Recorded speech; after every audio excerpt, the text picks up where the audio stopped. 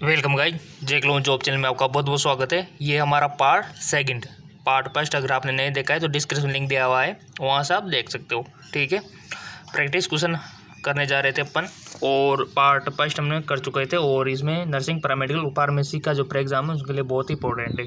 ठीक है जी, तो यहाँ पर जो दिया हुआ है कि निम्नलिखित में से एक अपचयन प्रक्रिया के रूप में नहीं माना जाता। विच of the following not consider reduction process. ठीक है, बताइए क्या होती है रिडक्शन प्रोसेस। एक होती है ऑक्सीडेशन और एक होती है रिडक्शन। हाइड्रोजन का निष्कासन, ऑक्सीजन का निष्कासन, या एक इलेक्ट्रॉन का परिवर्तन, हाइड्रोजन। सिंपल, हाइड्रोजन का निष्कासन हमारा राइट ऑप्शन हो जाएगा। अब ऑक्सीडेशन क्या होता है? जिसमें ऑक्सीजन का ऐड होता है, ठीक है, और जिसमें हाइड्रोजन का निष्कासन होता है वो क्या होता है, बताइए। तो ये पूछ रहा है कि नहीं माना जा सकता, तो ये नहीं माना जा सकता। ठीक है, इसमें ऑक्सीजन का निष्कासन भी होता है, ये भी होता है, ये भी होता है, बट ये नहीं होता। ठीक है, ये किसमें होता है? ये होता है ऑक्सीडेशन में। क्लियर? अब चलते आगे। आपके जितने भी एग्जाम है ना, बीएस नर्सिंग का, जीएनएम का, एएनएम का, फार्मेसी का, उनके लिए बहुत इंपॉर्टेंट है ये। निम्नलिखित में से किसका उपयोग फैब्रिक्स बनाने के लिए नहीं किया जाता? विच of the following not use make fabrics. कांच, पशु की त्वचा, जूट, चांदी। सिंपल, कांच का थोड़ी नहीं किया जाता है, तो हमारा राइट ऑप्शन कांच हो जाएगा, ग्लास। ठीक है, अब चलते आगे। अगला क्वेश्चन है हमारा, निम्नलिखित में से कौन सा मैग्नीशियम का एक विशिष्ट गुण नहीं है? मैग्नीशियम का गुण नहीं है, ठीक है, यानी कि आपको पता हुआ होना चाहिए मैग्नीशियम के गुण, ऑटोमेटिकली नहीं है आपको आ जाएगा। Which of the following not characteristic property of magnesium. डेलाइन होता है यानी कि तन्य होता है। मेलेबल यानी कि गांठ बढ़ने पीटने पर चपटे हो जाते, ये भी होता है। अर्धधातु है, ये तो नहीं है। ध्वनिक होता है, सोनारस होता है, ठीक है, यानी कि ये वाला ऑप्शन हमारा राइट हो जाएगा। सेमी मेटल नहीं होता। सेमी मेटल कौन होते हैं? सिलिकॉन, जर्मेनियम, आपने पढ़ा होगा, वो होते हैं। ठीक है, अर्धधातु चैप्टर में हम पढ़ेंगे सेमीकंडक्टर। ठीक है, चलते आगे। अगला है हमारा, जल स्तर के अवक्षेपण के लिए निम्नलिखित में कौन सी जिम्मेदार नहीं है? विच of the following not responsible for the difference of the water table. Simple, one रोपण। ठीक है, ये भी नहीं होगा, जनसंख्या विषुवत को लेन देना नहीं है, शहरीकरण से भी नहीं है, वनोन्मूलन से नहीं, तो वन रोपण। ठीक है, डायरेक्ट क्वेश्चन है। अब चलते आगे। अगला है हमारा, निम्नलिखित में से कौन सा उत्पाद अधिक गंभीर रूप से जलता है? बता दो। विच of the flowing produce more severe burn. इसका राइट ऑप्शन हो जाएगा, बताओ क्या होगा। सिंपल, 100 टेम्परेचर वाष्प। ठीक है, बहुत खतरनाक होता है। अगला है हमारा, नीचे पदार्थों की कुछ अवस्थाएं दी गई है, इनमें से किसका एक निश्चित द्रव्यमान है लेकिन कोई निश्चित आयतन नहीं है? बता दो। ऑप्शन आपके सामने है। सिंपल, ऑक्सीजन का 10 ग्राम। ठीक है, ये डायरेक्ट क्वेश्चन इस प्रकार से आते हैं और अक्सर स्टूडेंट इसको गलती करके आते हैं। चलते आगे। साइंस के स्टूडेंट हो ये तो आना ही चाहिए, सभी को आना चाहिए, बायोलॉजी के हो आप। कोड लीवर तेल मछली से प्राप्त होने वाला एक उत्पाद है, जो इसमें क्या होता है बताइए। कोड लीवर ऑयल प्रोड्यूस और plant from the fish which rich, इनमें क्या होता है? सिंपल, आपने पढ़ा हुआ है, ये तो जितने भी स्टूडेंट देख रहे होंगे सभी को आना चाहिए। अगर नहीं आ रहा है ना, अपना आपको चटा मार लो। ठीक है, सभी को आना चाहिए, मतलब आ गया। ठीक है, तो मैं बताता हूँ इसका राइट ऑप्शन क्या होगा, विटामिन डी। याद रखना है आपको, अगर नहीं है तो। चलते आगे। मोस्ट इम्पोर्टेंट क्वेश्चन है, पर्वतारोही अपने साथ ऑक्सीजन सिलेंडर लेके क्यों चढ़ते हैं बताइए। ऑक्सीजन सिलेंडर लेके क्यों रखते हैं या फिर क्यों चढ़ते हैं बताइए। वजन को संतुलित करने के लिए या फिर मजे के लिए? बताओ। पहाड़ के शीर्ष पर बल प्राप्त करने के लिए? नहीं जी, क्योंकि जैसे जैसे ऊपर जाते हैं ना तो वायुमंडलीय दाब कम होता है। सही है, साइंस के स्टूडेंट हो इसलिए ऑक्सीजन की मात्रा कम हो जाती है जी, सही बात है। और इसके अगला ऑप्शन तो बिल्कुल ही गलत है, तो राइट ऑप्शन हमारा ये हो जाएगा, थर्ड वाला। ठीक है, ये वाला, क्योंकि हम जैसे जैसे ऊपर जाते हैं तो वायुमंडलीय दाब कम होता जाता है, और सबसे ज़्यादा कहाँ होता है? नीचे। ठीक है, पृथ्वी की सरफेस पे। चलते आगे। बारिश का अनुमान भी इससे लगाया जाता है, वायुमंडलीय दाब से। बच्चों वाला क्वेश्चन, एनीमिया रोग मतलब जो है ना, किसकी कमी के कारण होता है? आयरन, तभी तो बोलते कि आयरन खाओ खून बढ़ाओ। पालक, मेथी, हरी सब्जियां, green vegetable, green leaf vegetable, हरे पत्तेदार सब्जियां खाओ क्योंकि इनमें आयरन होता है। इससे क्या होगा, खून बढ़ेगा। क्यों बढ़ेगा, साइंटिफिकली देखें तो हीमोग्लोबिन के अंदर जो पेरस होता है ना, उस वजह से। ठीक है, पेरस का योगदान कैसे होता है ये तो आप जब सिलेक्शन हो जाएगा तब पढ़ोगे कॉलेज में। ठीक है, चलते आगे। फिजिक्स वाला क्वेश्चन आ गया। एक लोलक की अवधि किस पर डिपेंड होती है? The period of palladium depend on the, बताइए। लंबाई पे, चाल पे, द्रव्यमान पर, जो व्यक्ति उसको हिला रहा है, बताइए। सिंपल, लोलक आपने देखा होगा ना, तो लंबाई पे डिपेंड करती है। ठीक है, और याद नहीं है तो याद कर लेना कंटेस्ट को, ओनली सिर्फ लंबाई पे। ठीक है, चलते आगे। अगला क्वेश्चन हमारा कि रात्रि के दौरान आकाश में सबसे चमकीला ग्रह है? बुध, शनि, मंगल, शुक्र, बताइए। सिंपल, शुक्र। ठीक है, चलते आगे। इतने इजी क्वेश्चन, आकाश में सबसे चमकीला तारा है, ये तो आपको बताना पड़ेगा भैया। आई होप आपने सेलेक्ट कर लिया होगा। इसका जो राइट ऑप्शन हो जाएगा वो होगा साइरस, यानी कि व्याध। ठीक है, चमकीला तारा साइरस स्टार का नाम है। चलते आगे। समुद्र तल पर बर्फ का गलनांक होता है? साइंस के स्टूडेंट हो, बता दो यार। सेलेक्ट कर लो कोई भी ऑप्शन, अभी 6 मिनट का वीडियो है अपना। आई होप आपने सेलेक्ट कर लिया होगा।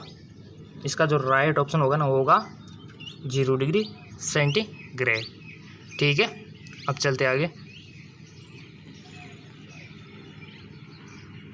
ध्वनि की पिच निम्न के द्वारा निर्धारित की जाती है, बताइए।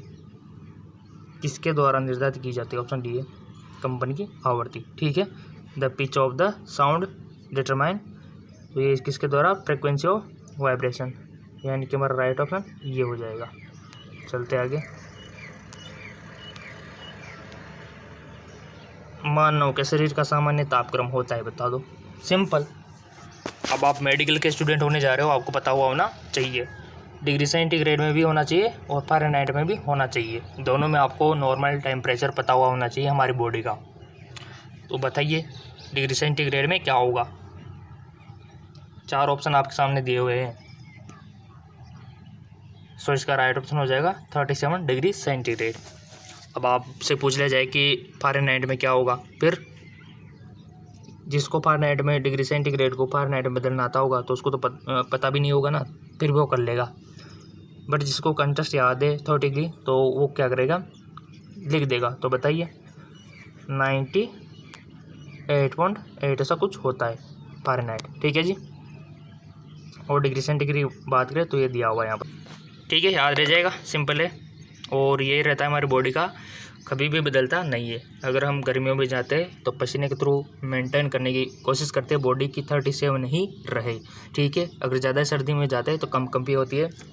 कंपी एक प्रकार से एक्सरसाइज है जिसके थ्रू बॉडी चाहती है कि टेम्परेचर बढ़े, 37 पर रहे, इसलिए ऐसा होता है। ठीक है, जबकि कुछ जैसे आपने चिपकली देखी होगी, यहाँ तक कि आपने स्नेक, सांप वगैरह को देखा होगा, सांप आपके यहाँ भी आते होंगे।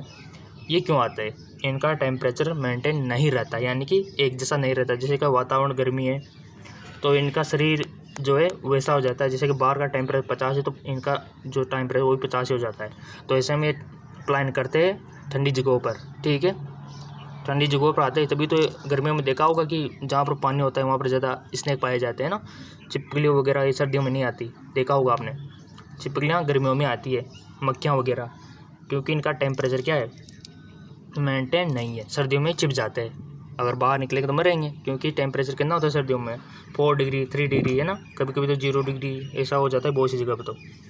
तो इसलिए छिपे रहता है और गर्मियों में निकल आते हैं क्योंकि टेम्परेचर कुछ मेंटेन हो जाता है, इनके शरीर के लिए अनुकूल हो जाता है। ठीक है, तो गनीमत है कि हमारा टेम्परेचर एक जैसा रहता है, नहीं तो अपन को भी ये करना पड़ता। ठीक है, अब चलते आगे। अगला है हमारा ग्रह जिसके आसपास सुंदर बले होते हैं वो है the planet which a beautiful ring around it, बताइए। बुध, शनि, मंगल। बचपन में पढ़ा होगा आपने साइंस में, तो आप इजीली इसका आंसर दे सकते हो। ठीक है, तो इसका राइट ऑप्शन हो जाएगा सन्नी। ठीक है, अगर नहीं पढ़ा है तो सौरमंडल पढ़ लेना एक बार, क्वेश्चन आ सकता है यहाँ से। चलते आगे।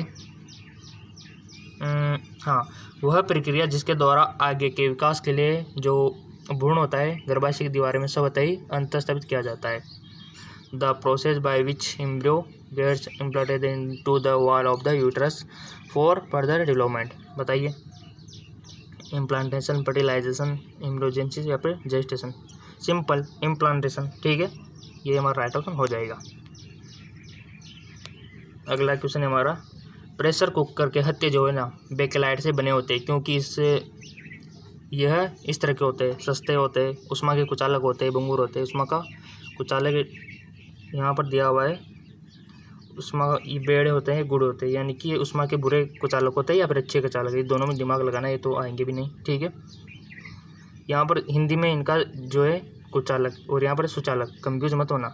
उष्मा का कुचालक मतलब क्या, उष्मा का सुचालक मतलब क्या, क्लियर होना चाहिए आपके। तो प्रेशर कुकर के हत्थे बेकेलाइट के बने होते हैं, कंफ्यूज वाला सवाल है। इसका आंसर आप कमेंट में दे सकते हो। ठीक है ना, कमेंट में आपको इसका आंसर देना है।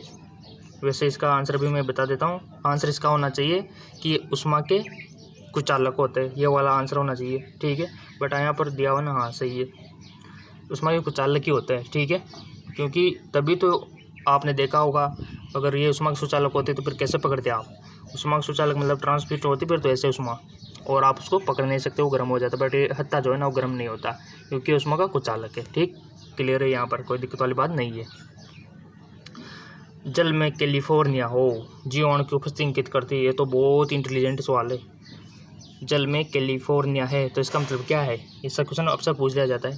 कीटनाशी है, मल पदार्थ से संदूषित है, या फिर उपभोग करने के लिए उपयुक्त है, या फिर रोगजनक जीवाणु से रहित है। बता दो, कैलिफोर्निया जीवाणु की उपस्थिति क्या अंकित करती है, आपने पढ़ा होगा ना। और बहुत सी जगह न्यूज़ पेपर पढ़ा करो, उसमें आता है बहुत सी नॉलेज, आप वहाँ से ले सकते हो। गंगा नदी में कैलिफोर्निया मिला है ना, यमुना नदी में कैलिफोर्निया मिला, तो इसका मतलब क्या है, कैलिफोर्निया मिला तो क्या हुआ। आप साइंस के स्टूडेंट हो, आप तो दिमाग लगाना चाहिए। इसका मतलब ये होता है कि कैलिफोर्निया कहीं पर मिलना मतलब जल में मल पदार्थ से संदूषित है, यानी कि जल प्रदूषण है। ठीक है, तो राइट ऑप्शन हो जाएगा, यहाँ पर दिया होगा ना, ये रहा, मल पदार्थ से संदूषित है। ठीक, यानी कि जल में कैलिफोर्निया नहीं होना चाहिए, तब जाके वो बेस्ट है। ठीक है, चलते आगे। अगला क्वेश्चन है हमारा, अगला है हमारा, मृदा की मुलायम और सरंध्र परत कहलाती है। बताइए, सिंपल ए हॉरिजॉन्टल। ठीक है, सो ये हमारा पार्ट 2 कंप्लीट हो गया। पार्ट 1 नहीं देखा है तो नीचे डिस्क्रिप्शन लिंक दिया हुआ है, नीचे डिस्क्रिप्शन है, वहाँ से आप देख सकते हो। पार्ट 1 बहुत इंपॉर्टेंट क्वेश्चन है ये प्री एग्जाम के लिए, चाहे वो आपका नर्सिंग का हो, पैरामेडिकल का हो, ANM JNM किसी का भी हो। ठीक है, साइंस से रिलेटेड बहुत इंपॉर्टेंट रहने वाला है, तो डिस्क्रिप्शन में जाइए, पार्ट 1 को भी देख लीजिए। ठीक है, ओके।